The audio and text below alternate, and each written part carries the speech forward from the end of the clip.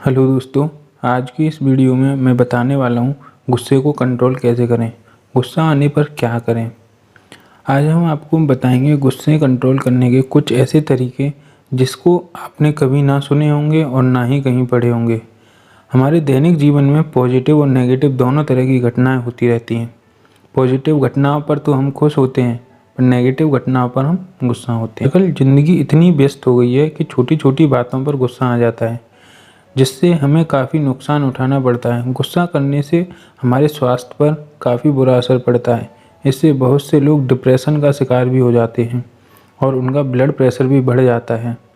आज का दिन अच्छा नहीं है, किसी ने कुछ कह दिया है और दिमाग काफ़ी ख़राब हो रखा है, और इसलिए आपको लगा कि चलो इंटरनेट से थोड़ी खोज करके देख लें कि कैसे अपने गुस्सा पर काबू पाया जाए। मुझे पता है, जब गुस्सा आता है तो कुछ समझ नहीं आता और सामने वाले की बैंड बजाने का मन करता है, पर ज़रा रुक के सोचते हैं कि गुस्सा करने से किसको फ़ायदा होता है। आपको तो बिल्कुल भी नहीं होगा, सामने वाले को तो पता ही नहीं हो, वो गुस्सा करके अपनी बात कह के चला गया और अपना सिर दर्द दे गया। लेकिन क्या किसी ऐसे व्यक्ति के बात पर इतना गौर करना चाहिए जो हमारे दिल को दुखाने की हिम्मत करता है? क्यों?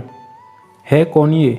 अगर वो माता पिता हैं तो उनकी बातों का क्या बुरा मानना, उन्होंने तो अपनी पूरी ज़िंदगी हमारे ऊपर न्यौछावर कर दी। कोई दोस्त है तो उसकी बात का भी क्या बुरा मानना। दोस्त तो हम हंसी मजाक हर समय करते ही रहते हैं, दोस्त कहलाने का हक भी तो हमने ही दिया है। और अगर कोई ऐसा व्यक्ति है जो हर बार किसी न किसी बात पर आपका दिल दुखाने के लिए रहता है, तो कृपया आप ऐसे असामाजिक तत्वों से दूर रहें, उनको निकाल फेंकें अपनी ज़िंदगी से। अगर निकाल भी नहीं सकते हो, उसके साथ रहना ही है, तो ऐसी स्थिति में उनसे बात कम से कम करें, उनको इग्नोर मारो। उनसे बात न करने का फ़ायदा ये होगा कि आप एक दूसरे के साथ समय नहीं दे पाएंगे और आप उनसे दूर रहोगे। आपको पसंद नहीं है, उनसे नफ़रत हो गई है, पर इसलिए क्योंकि आपको खुद से बहुत ज़्यादा प्यार है। और कोई भी व्यक्ति या चीज़ अगर आपको सुख नहीं दे सकती तो उसे दूर ही रखना बेहतर है। क्या ज़रूरत है ऐसे व्यक्तियों से बात करने की जो हर समय नीचा दिखाने की कोशिश करते रहते हैं, सिर्फ इसलिए ताकि वो अपने आप की नज़रों में ऊंचा उठ सकें। लेकिन अगर आप ये बातें समझते हैं कि आपको कई बार कुछ ऐसी छोटी छोटी बातों का बुरा लग जाता है जो शायद इतनी छोटी हैं जिस पर शायद दूसरे लोग गौर ही ना दें, तो मैं आपको कुछ ऐसी सरल टिप्स देने वाला हूँ जिसे आप फॉलो करेंगे तो 100% गुस्सा पर काबू पा सकते हैं। सबसे पहला पॉइंट है दोस्तों, बोलने से पहले थोड़ा सोचें। अगर किसी बात पर गुस्सा आया है तो कुछ भी बोलने से पहले या अपना प्रतिक्रिया देने से पहले 2 बार सोचें। कहीं ऐसा न हो कि नाराज़गी में आप कुछ ऐसा बोल जाएं जिसके लिए आपको बाद में बहुत दुखी होना पड़े, पछतावे के कारण आपके हुई ही आगे से जाकर माफ़ी मांगनी पड़े। थोड़ा सा समय लीजिए अपनी बात को आसान तरीके से बोलने के लिए, और सामने वाले को भी अपना तर्क देने का समय दीजिए। दूसरा पॉइंट है, अच्छा सोचें।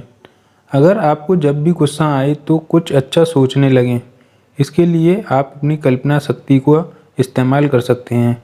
कल्पना शक्ति का इस्तेमाल करके आप अपने जीवन की कुछ पुराने अच्छे और सुखद लम्हे के बारे में सोच सकते हैं।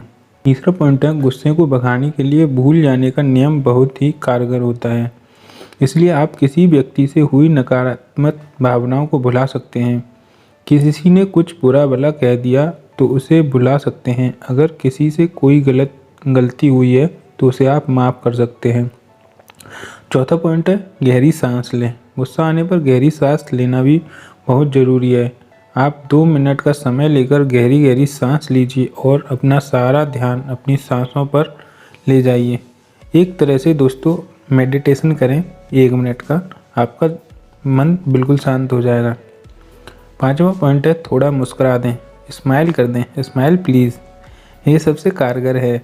जब आप गुस्सा हो तो थोड़ा मुस्कुरा दें। हाँ, मुझे पता है जब गुस्सा आता है तो मुस्कुराना नामुमकिन हो जाता है, लेकिन एक बार सोचो कि 2 लोग लड़ रहे हैं, पति पत्नी ज़ोर ज़ोर से लड़ रहे हैं, बहुत गुस्सा होकर एक दूसरे से। इतने में पत्नी हल्की सी मुस्कुराहट दे दे, हल्का सा मुस्कुरा दे, समझो वहीं सारा टेंशन ख़त्म। आप एक बार ज़रूर सोचें, ऐसा करके देखें, फिर देखना मैजिक हो जाएगा। 6th पॉइंट है, झगड़े की जगह से हट जाएं। गुस्से को नियंत्रित करना है तो झगड़े की जगह से हटकर दूसरी जगह पर चले जाएं। यह काफ़ी कारगर साबित हो सकता है अपने गुस्से को काबू करने के लिए। ये मैंने भी काफ़ी बार आजमाया है। जब कोई गुस्सा हो रहा हो तो किसी न किसी बहाने आप वहाँ से हट जाएं। 7वां पॉइंट है, नशा करना छोड़ दें। अगर आप सिगरेट, तंबाकू, शराब, ड्रग्स, खैनी इत्यादि लेते हैं, इन्हें तुरंत छोड़ दें, क्योंकि ये सभी चीज़ें गुस्सा बढ़ाने का काम करती हैं। इसके अलावा ये सभी चीज़ें आपके स्वास्थ्य पर भी गलत प्रभाव डालती हैं। इन कारणों से आपके पैसे भी बर्बादी होती है। 8th पॉइंट है, किसी एकांत जगह पर जाएं। जब भी आपको कभी ज़्यादा गुस्सा आ रहा है तो आप उस जगह से हटकर एकांत जगह में चले जाएं, जहाँ बहुत ज़ोर से चीख चिल्लाएं ना हो। 9th पॉइंट है, सेल्फ हेल्प वर्ड का प्रयोग करें। अगर आप दिन में 2 या 3 बार सेल्फ हेल्प वर्ड का प्रयोग करते हैं तो आपका गुस्सा नहीं आएगा, और अगर आएगा भी तो बहुत कम। आप इन सेल्फ हेल्प वर्ड का प्रयोग कर सकते हैं, जैसे मैं एक शांत प्रिय व्यक्ति हूँ, मैं हमेशा सकारात्मक सोचता हूँ, मैं हमेशा खुश रहता हूँ आदि। अगर आप इन सेल्फ हेल्प वर्ड का प्रयोग करते हैं तो आप गुस्से पर काबू पा सकते हैं काफ़ी हद तक। 10th पॉइंट है, पॉजिटिव थिंकिंग। झगड़ा होना या गुस्सा होना दोनों ही सामान्य स्थिति हैं और ये हमारे दैनिक जीवन में होती रहती हैं, पर बड़ा वही है जो गुस्सा का जवाब गुस्से से देने के बजाय पॉजिटिव थिंकिंग रखते हैं, उस बात का समाधान ढूंढ सके। जितने भी कामयाब लोग हैं ऐसा नहीं करते, उनके जीवन में कोई ना कोई समस्या आती है, उनको गुस्सा नहीं आता, लेकिन वो लोग उन चीज़ों का समाधान ढूंढने के बजाय नाराज़ होने के ढूंढते हैं। 11th पॉइंट, माफ़ करने की हिम्मत करें। जब भी गुस्सा हो तो उनको माफ़ करने का सवाल ही पैदा नहीं होता। जब हम किसी पर नाराज़ होते हैं तो हमारे दिमाग में हमेशा यही ख्याल आता है कि कभी भी उस व्यक्ति को माफ़ नहीं करना है। आप जरा सी कोशिश करें तो सामने वाले को माफ़ करने के बजाय जरा सा व्यक्त नहीं लगे। तो दोस्तों, आज की वीडियो में बस इतना ही। आई होप आपको ये वीडियो काफ़ी पसंद आई होगी। अगर आप चैनल पर नए हो तो चैनल को सब्सक्राइब करें, अपने दोस्तों के साथ शेयर करें जिसको ज़्यादा गुस्सा आता है। चलो मिलते हैं किसी धमाकेदार वीडियो में, तब तक के लिए जय हिंद।